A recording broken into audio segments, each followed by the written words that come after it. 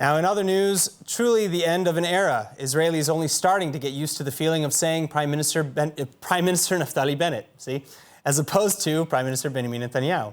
So while the memories are fresh, we look back at the legacy Netanyahu is leaving behind.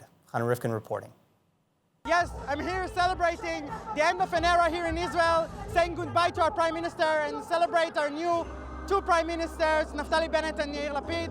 And we want them to succeed and to unite us again and to be the country we want everybody feel welcome and accepted. In light of recent events over the last few years, that is a practically frozen peace process with the Palestinians, criminal indictments issued against a sitting premier, ongoing anti-corruption protests, and divisive attacks against the justice system, media, and political opponents. You could be forgiven for falling into the blame Netanyahu camp. After all, Netanyahu is very far from perfect. But then you might also be making the mistake of failing to give at least some credit where credit is due. For starters, just recently, Netanyahu's leadership brought Israel through the world's worst pandemic in a century, with relatively little damage. Likewise, with experience as a former finance minister, Netanyahu helped turn the country into a more free market economy, and today one of the strongest economies on the planet. In fact, both in 2008 and today, after the pandemic, Israel was among the least affected marketplaces around the world. And again, this is far from every good deed.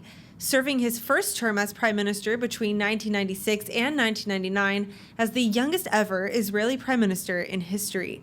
Netanyahu was then later re-elected in 2009 for 12 consecutive years, making him the longest-serving Israeli prime minister by a large margin.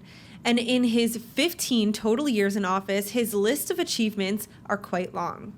An abridged listing including how Netanyahu helped broker the historic Abraham Peace Accords with at least 4 Arab Muslim states, Morocco, Bahrain, Sudan, and the United Arab Emirates. Netanyahu also forged close ties with the U.S. as well as with European, African, South American, and Asian nations like Brazil, India, and China, during which time several countries, including the United States, even recognized Jerusalem as Israel's capital. He then continuously fought hard against the 2015 Iran nuclear deal, which he and many critics still believe is a danger to the entire region. The former premier even famously speaking to U.S. Congress, without then-President Obama's blessing. And last but not least, Netanyahu presenting a strong front against Palestinian Islamic terrorism, as seen in the several most recent intifadas and wars with Hamas in Gaza.